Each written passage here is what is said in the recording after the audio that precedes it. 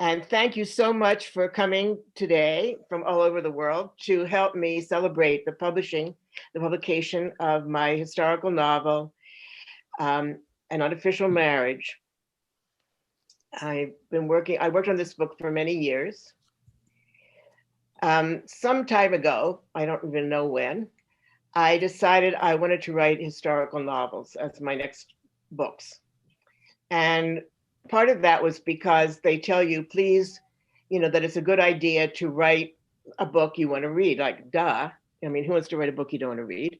So, and I loved reading historical novels because there's nothing better than going back a couple of centuries to get you out of your own self and your own life. And also, I thought it would be easier, even though I knew I had to do a lot of research to do a good historical novel. You really have to know what you're talking about. But also because I thought I won't have to make up characters or a plot.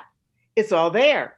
And they've all been dead for so long that nobody's going to sue me for libel or for defamation of character. So I thought this is my next career.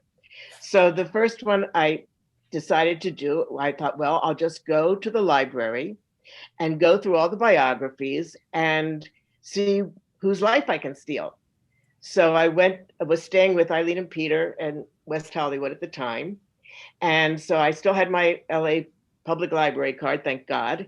And so I went down to the magnificent big old Central Library downtown, and I got into the biography section and I started with their alphabetical order. So I started with the A's and I got, Aaron Abbott. 2 hours later, I had 3 books under my arm, none of which excited me. And I was already going to the V's and it was looking sad. So I saw a book on the shelf. I can see it right now that said The Price of Genius by April Fitzlyon, and it was a V because it was Pauline Viardot Garcia. And she is the most famous opera singer you've never heard of. And during her life, she was Luciano Pavarotti and Maria Callas rolled into one. But nowadays, nobody's heard of her because, unfortunately, she stopped singing before they invented the recording technology to preserve her voice, which wouldn't have been well preserved anyway, but at least we would have some idea. But instead, we can only rely on reports from the people who heard her and thought they died and gone to heaven.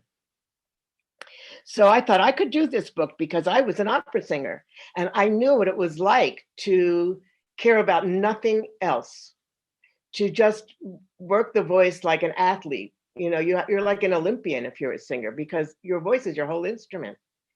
And I didn't care about anything that didn't have to do with music or opera. So that included poetry because I was singing poems. That's what songs are. And it included languages and it included music. And then it included all of those hours exercising, building the voice, really building it. So I knew what that took. And I thought, I can really relate to this person. So I took the book back to Eileen and Peter's casita, and I started to read it, and I just kept reading. And I was just enthralled because the next person I met in the book after Pauline Viardot Garcia was Ivan Sergeyevich Turgenev. And even Turgenev had been on the bookshelves of my parents' house when I was growing up, next to Dostoevsky and Tolstoy and Pushkin and Gogol. And so when I was much too young to understand any of these authors, I was reading them like a maniac. I loved Ivan Turgenev. And the fact that he loved Pauline Viardot Garcia was fantastic. Plus, it was an interesting twist because when he met her, she was a very young woman and she had already been married for a couple of years. She got married at the age of 19 to a man twice her age, who was at that time the unlikely general manager of the Théâtre Italien, which was one of the 2 big important opera houses in Paris. He didn't have a background in opera, but he got this job. And she liked him. And she was very good friends with Georges Sand because Georges Sand and Chopin went to hear her sing because Liszt said, you have to hear this person. So they went and heard her sing. And then Georges decided that Pauline was a genius, which she was, and she took her under her wing. And she said, you have to marry Louis Viardot because You're going to have to travel all over Europe, and you can't just keep going with your mother. She's getting old. You need somebody to manage your career. He's going to make a perfect husband. The worst thing that could ever happen to you is if you were to fall in love. Because if you really care about your art, you better not care about very much else. So Pauline married him, and she was perfectly happy. She liked him. He was very nice to her. He was madly in love with her. And then she went to Russia for the very first season of Italian opera in a very long time. And they brought over three big stars from Paris. And she was one of them. And her name was in the papers every day, pages and pages for weeks, even before she arrived. And so Turgenev, being curious, went to see her. And as they say, he saw her from a distance and his life was never be the same again. So I decided that this was my story and that I was going to devote myself to this, and even though it was going to take a long time. And I started to do research, and I read every book of Turgenev's. I read every biography of Turgenev and Pauline and everybody they ever heard of. I read all their letters. I just did kinds of research to find out how can I find this letter and that letter. And there's archives at Harvard, and people have collected the letters. And I threw myself into it. And I finally started to write. And the more I wrote, the more I fell in love with these people, because in order to make these people alive, a writer has to open herself up and let them inhabit her heart and soul. And that's what I did. And they became so alive to me. Writers of fiction will tell you this is true, but it's hard to believe. But they became so alive to me that at a certain point, I felt like I was just eavesdropping and writing it down, and that I wasn't really making it up anymore. I was in love with Ivan Turgenev. I was jealous of Pauline because he was so crazy about her. And yet I had to be her part of the time that I was writing. And so I traveled to the Brie, and I wrote about their chateau in the Brie while I was in the Brie, so I could really describe it. I traveled to Baden-Baden in Germany because a lot of the story takes place there. As it turns out, the apartment that Ivan had in Paris was just a few steps away from the hotel where I always stayed there. So I knew that neighborhood really well. And Pauline's house was no longer there, above Montmartre, but I knew that neighborhood. So I was very, very immersed in this for a very long time. And the result is finally a book. And I would love to read for you just a little bit of the very first part of the book that, for a long time, I didn't know where the book started. And so I wrote a whole lot of stuff that I threw away, or other people told me to throw away. They were right. And I figured out that it started at the moment when Ivan sees her for the first time. And so this is the first part of the book. St. Petersburg, 1843. Winter falls on St. Petersburg like a white curtain. One day, an ice floe appears on the Neva. The waters roil and a mist arises, hovering over the city. The next morning, the river is firmly frozen, with ice so thick the wooden bridges are removed, and carriages roll across wherever they like. Overnight, the colors all disappear, obliterated by the winter snows, leaving only the wind moaning at the edges of the windows. Everywhere there is snow. It covers the houses, the streets.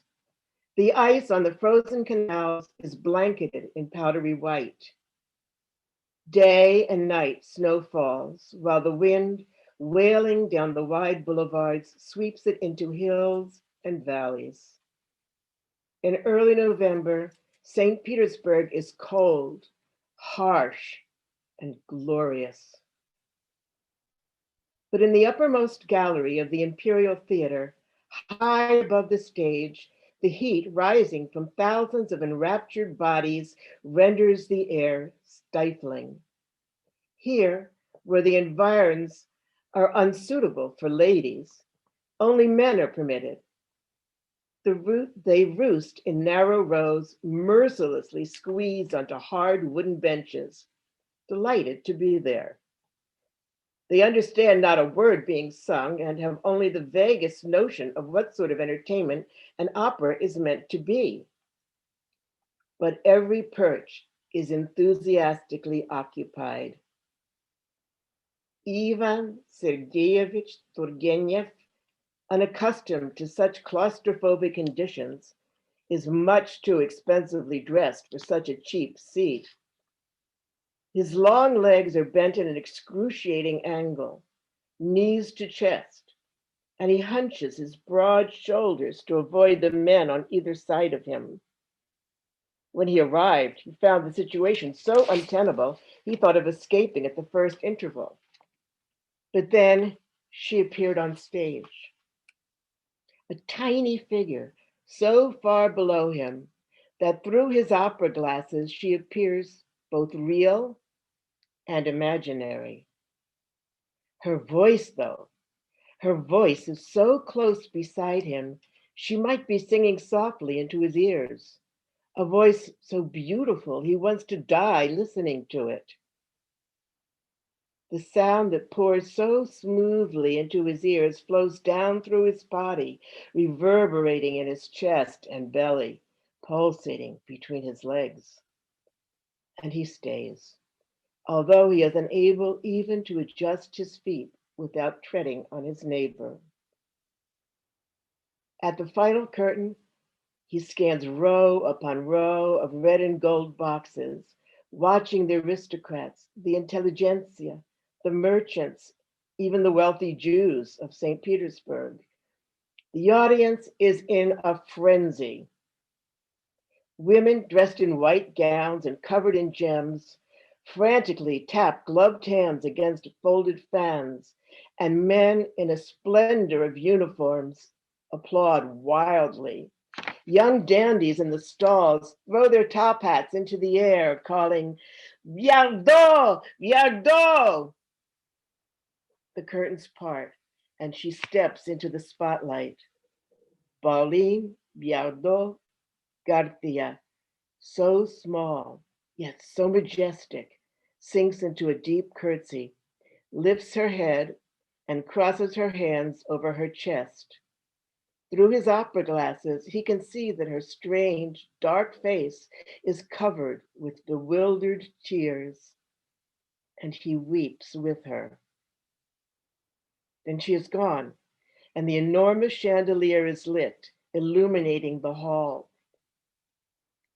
High above in the gallery, men climb over Ivan's knees, thrust elbows into his back as they push and shove one another toward the interminable stairway that leads down to the street.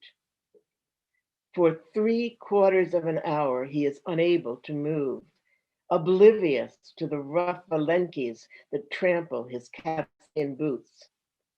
He imagines her reclining in a dressing room filled with flowers, a gossamer robe revealing the contours of her body, soft black hair flowing over her shoulders, until an old usher leans over him, breath sour with the remnants of cabbage and onions. Ivan Sergeyevich raises damp eyes and hurries off. So that was the beginning, and he never got over it. So he had to figure out what to do with this woman who was already married to somebody else, and to try to get her to love him back. You know, he was nobody. He was an aristocratic guy. His mother was one of the wealthiest women in the world. And he was trying to be a poet. He had published one book. In those days, everything was self-published. So he self-published one book, and it got very nice reviews from somebody very important named Belinsky. Sadian Belinsky was a leading critic of the day. But she was a prima donna at a very, very young age. She was the toast of Europe. So this was a heavy challenge, and we'll see what happens. I mentioned to you that I related to her so much because I understood about singing, and I see some opera singer friends in the group here. who will know what I'm talking about. So I thought I'd read you just a couple more pages that come from Pauline singing and what it felt like to her, a little bit of it. Anyway, she sings a lot in this book. Dresden, March 1847. Pauline has to read about her triumphs in the newspaper to discover how well she has been received. The Germans are so restrained in their emotions, they are almost embarrassed to applaud. And she needs to hear a lot of very loud applause. The transcendent joy of holding the attention of thousands of people lasts 3 hours, perhaps 4. If the ovation is truly enthusiastic, she floats on billows of adulation until the early hours of the morning, when exhaustion wins its battle with excitement, and she sleeps at last. The next day, she focuses her own brutal review. No matter the flattery of admirers, the praise of critics, she knows that she lost her concentration in the middle of the duet, that she budgeted her breath poorly in the cadenza, that she substituted a mezzo forte for a pianissimo because her throat felt a little tight. Her elation turns to the sort of emptiness some women experience after the birth of a baby. So much energy, so much preparation, only to find herself alone in a hotel room, resting the voice, not speaking too much, passing the day sketching, reading, studying. There are conductors who drag the tempi, forcing her to take unwanted breaths mid-phrase. Fat, sweaty tenors who deafen her, singing straight into her ear, clasping her too closely with their damp hands and sprinkling her with their spittle. There are so many receptions, smiling, chatting, saying the same things in different languages to an endless parade of fabulous men and women. And there is fear, the relentless, heartless enemy that makes her mouth dry and her throat tight when she needs more than anything to be expansive and free. She has never forgotten her part, but she knows it could happen to her as she's seen it happen to her colleagues who search wide-eyed for a cue from the prompter. She has to compete with the memory of her sister, Maria, to surpass the memory of every singer who has performed the role before her. She is alone, with no instrument but her own body, her own meticulously groomed voice. And her voice might fail her at any moment if she does not sleep well, if she speaks too much, if she speaks too loudly, if she eats something that disagrees with her, if bad air or infection clog her nose or irritate her throat. When she steps on stage to sing, when she hears her voice ringing across the heads of the audience, filling the hall, the power of it, the visceral thrill of creating so much glorious sound with her own body always overcomes her. Still, she suffers, dreads the waiting to go on, trembles as she sits in her dressing room, staring at the ugly little woman in the mirror. The more famous she becomes, the more audiences expect greatness of every performance, the more reason she has to fear.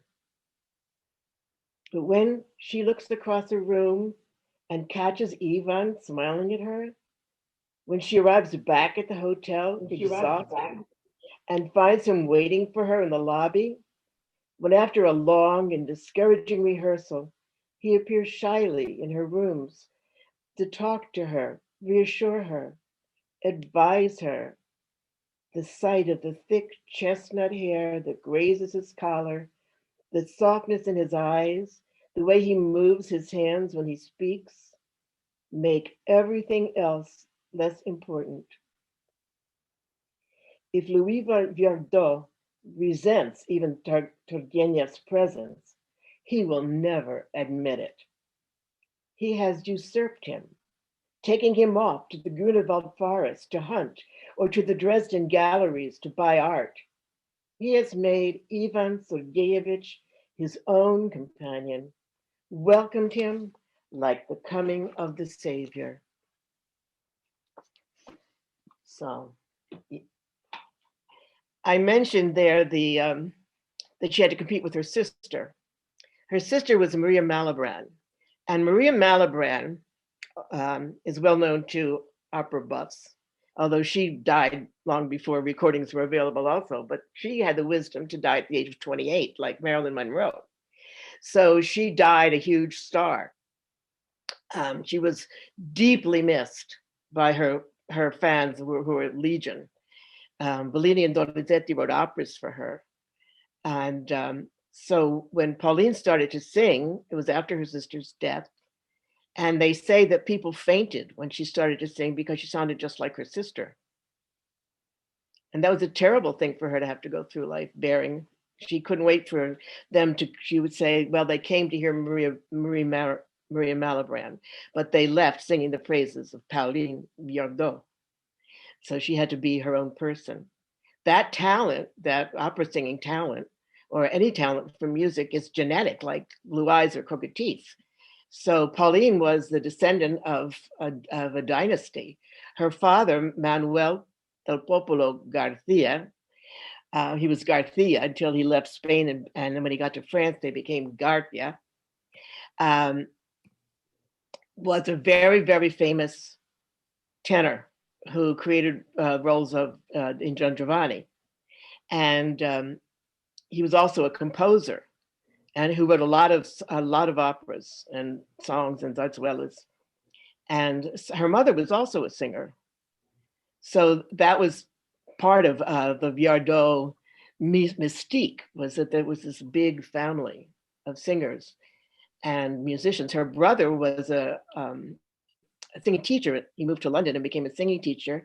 And he was responsible for rebuilding Jenny Lind's voice when she lost it and was in tatters. In fact, in my opera scores back from conservatory days, the name Garcia is written in the margins by my teacher to remind me of some technical problem I was having and how to solve it. I didn't study the Garcia technique. Ultimately, my teacher was the descendant of the opposing line, which was the Italian bel canto of Lamperti. But Garcia was certainly a name. So in addition to being an amazing, mind-boggling, world-class singer, she was also a really good composer. And Turgenev really encouraged her all the time to write music, especially as she retired from the stage. But because she was a woman, there was no point in her writing symphonies or concerti. Nobody was going to play those written by a woman. So she wrote what she knew would be used. She wrote songs. She wrote songs for her students, beautiful, beautiful songs. And now, just in the last few years, her music has been rediscovered as we start to search for the lost great women artists who never got anywhere because they were women. And you can find recordings of her songs. She also wrote piano pieces because before she became a great prima donna singer, she was on the road to becoming a great concert pianist. So she wrote piano music, and she wrote songs for her son, Paul Viardot, who was a violinist, and he became a very successful concert violinist and also wrote some violin music himself. In fact, Ivan Turgenev bought Paul Viardot a Stradivarius when he was young.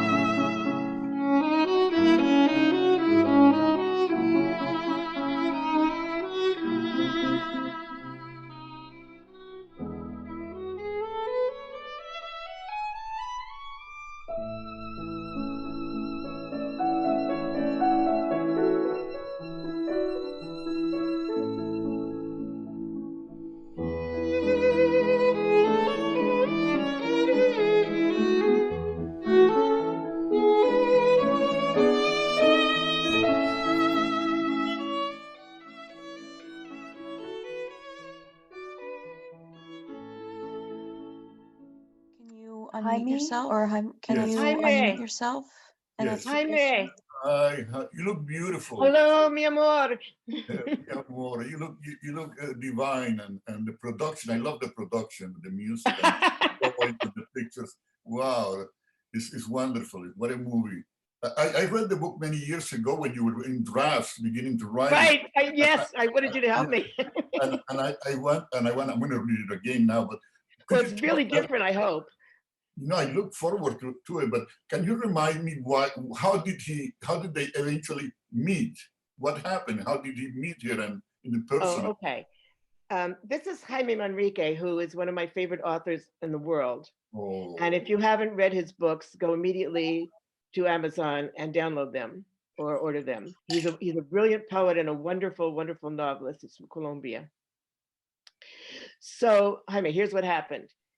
He was obsessed with her from that night. And so, and he had read all about her in the newspapers. He read the newspapers all the time. Everybody did. And he read all about her. And he knew that she was married to this guy, Louis Viardot. And because he had written this one book, this Parasha, it was a long poem, like a novel-length poem, he was able to get himself invited to the literary salons, which were popular in St. Petersburg at the time. And at one of those salons, he ran into her husband. And he slimily went up to the husband and started chatting him up. And the husband, and he knew that the husband liked to hunt because he had done his research and reading the newspaper. And he was a hunter also. That was another one of his passions. He liked to hunt. They both had that in common. And so he, gets all chummy with the husband. And then the husband mentions that his wife is looking for a Russian tutor. And Turgenev says, "Oh, I would be delighted to teach her Russian." Yes, here I am. Jackie, congratulations. I've had the honor of working with you for my own book, and I'm just so grateful for it's wonderful to see this and to see it published. I just want you to touch on the fact, how helpful was it to revisit some of these locations? Like traveling to these locations, how instrumental is that? Would you advise, for other book authors to revisit that location to help with the creativity? What role does that play? For me, it was really important. I could have done it without going, by just looking at a lot of pictures, and especially places that don't look like that anymore. I looked at a lot of paintings because, before the photography came in. So I looked at a lot of paintings of places, and I read travelogues from people who went, for example, to St. Petersburg, because it doesn't look like it did then, especially anything that was Soviet, a lot of it was gone. But that I was able to write about the Brie when I was in the Brie, that I was able to write about Baden-Baden and walk on the same path that they walked on to visit where they lived. I mean, his house is still there. Her house is not, but his house is still there. They live next door to each other in Baden-Baden. And when I got there, palpitating, I'm going to see, I saw this black BMW shiny thing parked in the driveway. And I just wondered how much of the inside looked the same at all. But the path by the brook was still there. All the flowers were still there. He wrote a book called Smoke that takes place in Baden-Baden. And so I had a lot of ideas about how Baden-Baden looked when he was there. And some of it is still there, so I could go to those places. But I think it inspired me. You can't go everywhere. You can't afford it. And a lot of places just aren't there anymore. But where you can go, I think it is helpful to go. I knew that street in Paris. Excuse me, he was staying on the Rue de Rivoli. I was staying on the Rue de Rivoli. Well, congratulations, Joey. I know it's a lot of work, and it's just amazing to see that it's now been published. And It's congratulations. amazing to me. I look forward to reading it and celebrating with you. So Thank you, for Sally. sharing. Hopefully we can do it in person. Absolutely. Okay, so we have one question from Trudy. I love the fusion of your author's voice and your opera's voice and feel your heart in both. Who is your target audience? Oh, well, I thought this was a story that should be told because people don't know enough about Pauline Viardot. And even though they can't hear her sing, they can sing her music, and they can play her music and listen to her music. And also, believe it or not, I mean, this was shocking to me, but I was told when I started writing this book and I was talking to agents and editors that Ivan Turgenev isn't big enough for people to know who he is. And I thought, if that's true, it's terrible, you know. So I wanted him to become more famous too. And so I guess my target audience is people who like historical fiction, number one, and anybody who's interested in music, or in the 19th century and the great cultural revolution that took place then would be interested in it as well. And I think anyone who loves Paris and Europe and the whole, you really capture the scenes of each of these places. So it's a, sub-theme is the life of these cities where they performed. Yeah. And Salon. Yeah. They were so much a part of it. I'm smiling at the Cheshire Cat, Joey, because I'm so proud of you, and I'm for your Judith book. Dupre is a wonderful, wonderful author herself. She's a New York Times best-selling author of books like Skyscrapers, Bridges, Churches. Each one is a work of art. Well, and she's most also importantly, we write together. We write together. I have to thank all of the members of my writers group who helped me polish the final version of this book, listening to chapter after chapter, week after week, including Judith Dupre and whoever else is here, Kathleen Medwick, Marilyn Johnson, Larkin Warren, and of course, my Puerto Rican sister, Esmeralda Santiago, who read so many drafts of this book and would spend, 4 hours on Skype with me going over every line when she was in Maine or Westchester and I was in Umbria or Rome. I couldn't do it without them. Everybody needs Joey. Everyone's so proud. Oh, thank you. Yeah. And Joey didn't read all the hot sex scenes, unfortunately, but they're in there. Just saying, just so you know that they're certainly in there. Joey, what's the best way to support you? Write reviews on Amazon? Yeah, thank you for that question. What? Thank you for that question. Yeah, write a review on Amazon. My publishers have asked me to ask my friends to write reviews on Amazon. Right. Although I don't necessarily think you have to buy it on Amazon, but I think that in order to write a review, you have to have bought the book on Amazon. Okay, so write a review on Amazon and tell all your friends to buy the book. Is Goodreads effective? I never quite got the hang of Goodreads. Is that a good place? Hi. Hello from Berlin. Hi, Sydney. Hi. So I love the book. It's fabulous. I'm still reading it with bated breath to find out what's going to happen. I'm almost done. So how long did it take you to write this book? And did you have to do draft after draft? Yes. Yes. Yeah, I did draft after draft. As I said, I didn't know where to start the book, and I knew too much because I had done so much research. And even as I was doing the last rewrites, I was doing more research to double check facts and stuff like that. So I didn't know where to start the book. So I knew all about Pauline from the minute she was born and all the things that happened to her. And I knew all about her father since the minute he was born, and her mother, and her sisters. And they had an interesting, wonderful, it's like a separate book. It was so much, I threw away hundreds of pages And then, I realized, now that's not part of the book. I always tell my students, first tell yourself the story, and then throw away all the parts that are not the story. So I had to figure out, well, what is the story? So and I didn't have to tell all that other stuff, because I went to lunch with a wonderful Nicaraguan poet who is a good friend named Gioconda Belli. And she said, well, what's the book about? And I started to tell this story. And she said, no, I mean, what's it about? And I said, oh, it's about when you're so involved in your art or your work, and you have to choose between your work and your heart. What does a woman do?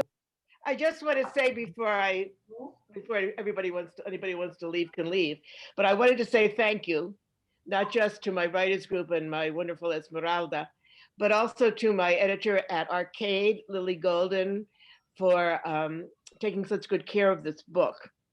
And to all my first readers, you know who you are, and the wonderful historians who vetted the book for me, who are friends. And so now anybody who needs